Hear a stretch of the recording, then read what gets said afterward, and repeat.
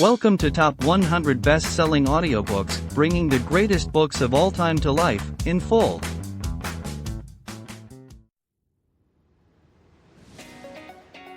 Hello dear listener. If you're here, it's probably because you're as passionate about books and the knowledge and wisdom they bring as we are. So you might also want to own this book or any other from this podcast in physical form, either to add to your personal library or to gift it to a friend. That's why we've included a link in the description, where you can get it at a discount and with shipping to almost anywhere in the world. Also, if you make your purchase through these links, the editors of this podcast will receive a small commission, which helps support us in continuing to upload more and more audiobooks for free. Let's make the world a better place through books, together. Pigeon Publishing House presents The Innocents Abroad. Author, Mark Twain. Preface. When The Innocents Abroad was first published in 1869, it took readers on a journey unlike any they had ever imagined, a voyage that was as much about self-discovery as it was about the old world itself. Mark Twain, already known for his sharp wit and fearless humor, joined a group of American travelers on a steamship excursion through Europe and the Holy Land. What he found there became one of the most honest and entertaining travel narratives ever written. Through Twain's observant eyes, the monuments of history lose their solemnity and become part of a living, breathing world. His humor exposes pretension, his curiosity questions blind reverence, and his storytelling turns every encounter into a reflection of human nature itself. Far from a simple travel diary, The Innocents Abroad is a bold critique of cultural arrogance and misplaced idealism, a reminder that the past, however glorious, is never immune to laughter. It remains one of the most popular travel books of all time, a timeless portrait of how Americans first looked outward and discovered not only the world but also themselves. The Innocents Abroad. Chapter 1.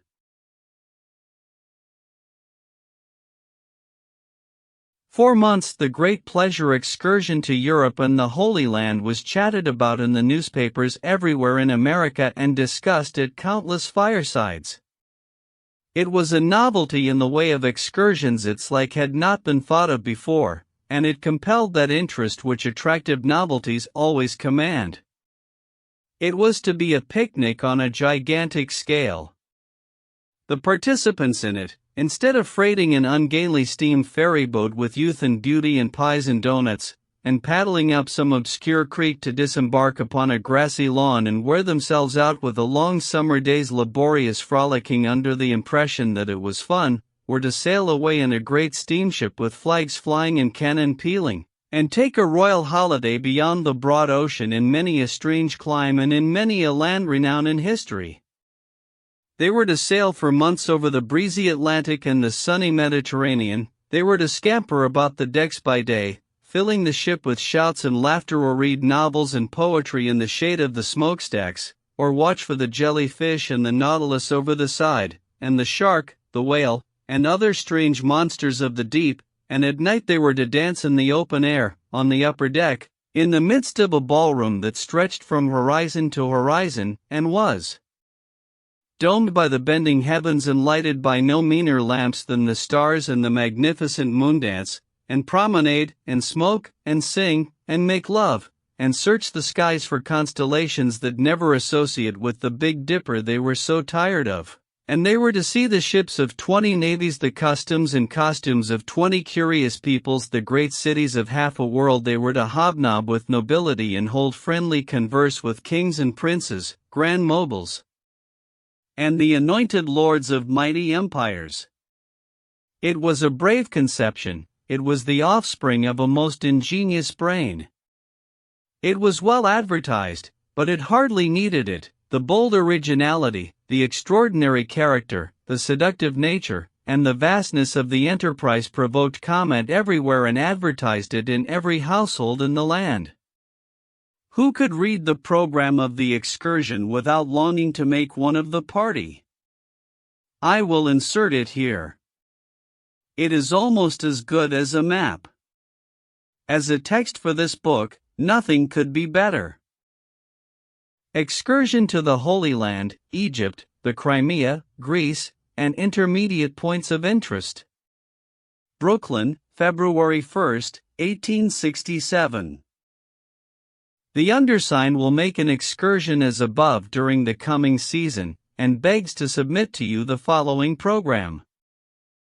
A first-class steamer, to be under his own command, and capable of accommodating at least 150 cabin passengers, will be selected, in which will be taken a select company, numbering not more than 3/4 of the ship's capacity. There is good reason to believe that this company can be easily made up in this immediate vicinity, of mutual friends and acquaintances. The steamer will be provided with every necessary comfort, including library and musical instruments. An experienced physician will be on board. Leaving New York about June 1, a middle and pleasant route will be taken across the Atlantic, and passing through the group of Azores, St. Michael will be reached in about 10 days. A day or two will be spent here, enjoying the fruit and wild scenery of these islands, and the voyage continued, and Gibraltar reached in 3 or 4 days. A day or two will be spent here in looking over the wonderful subterraneous fortifications, permission to visit these galleries being readily obtained. From Gibraltar, running along the coasts of Spain and France, Marseilles will be reached in 3 days. Here ample time will be given not only to look over the city, which was founded 600 years before the Christian era, and its artificial port, the finest of the kind in the Mediterranean, but to visit Paris during the Great Exhibition, and the beautiful city of Lions, lying intermediate, from the heights of which, on a clear day, Mont Blanc and the Alps can be distinctly seen. Passengers who may wish to extend the time at Paris can do so, and, passing down through Switzerland, rejoin the steamer at Genoa. From Marseilles to Genoa is a run of 1 night. The excursionists will have an opportunity to look over this, the magnificent city of palaces, and visit the birthplace of Columbus, 12 miles off, over a beautiful road built by Napoleon I. From this point, excursions may be made to Milan, Lakes Como and Maggiore, or to Milan, Verona, famous for its extraordinary fortifications, Padua, and Venice. Or, if passengers desire to visit Parma, famous for Correggio's frescoes, and Bologna, they can by rail go on to Florence, and rejoin the steamer at Leghorn, thus spending about 3 weeks amid the cities most famous for art in Italy. From Genoa the run to Leghorn will be made along the coast in 1 night, and time appropriated to this point in which to visit Florence, its palaces and galleries, Pisa, its cathedral and leaning tower, and Lucca and its baths, and Roman amphitheater, Florence, the most remote, being distant by rail about 60 miles. From Leghorn to Naples, calling at Civita Vecchia to land any who may prefer to go to Rome from that point, the distance will be made in about 36 hours. The route will lay along the coast of Italy, close by Caprera, Elba, and Corsica. Arrangements have been made to take on board at Leghorn a pilot for Caprera, and, if practicable, a call will be made there to visit the home of Garibaldi. Rome, by rail, Herculaneum, Pompeii, Vesuvius, Virgil's tomb, and possibly the ruins of Paestum can be visited, as well as the beautiful surroundings of Naples and its charming bay. The next point of interest will be Palermo, the most beautiful city of Sicily, which will be reached in 1 night from Naples. A day will be spent here, and leaving in the evening, the course will be taken towards Athens. Skirting along the north coast of Sicily, passing through the group of Aeolian Isles, in sight of Stromboli and Vulcania, both active volcanoes, through the Straits of Messina, with Scylla on the one hand and Charybdis on the other, along the east coast of Sicily, and in sight of Mount Etna, along the south coast of Italy, the west and south coast of Greece, in sight of ancient Crete, up Athens Gulf, and into the Piraeus, Athens will be reached in 2.5 or 3 days. After tarrying here a while, the Bay of Salamis will be crossed, and a day given to Corinth, whence the voyage will be continued to Constantinople, passing on the way through the Grecian archipelago, the Dardanelles, the Sea of Marmora, and the mouth of the Golden Horn, and arriving in about 48 hours from Athens.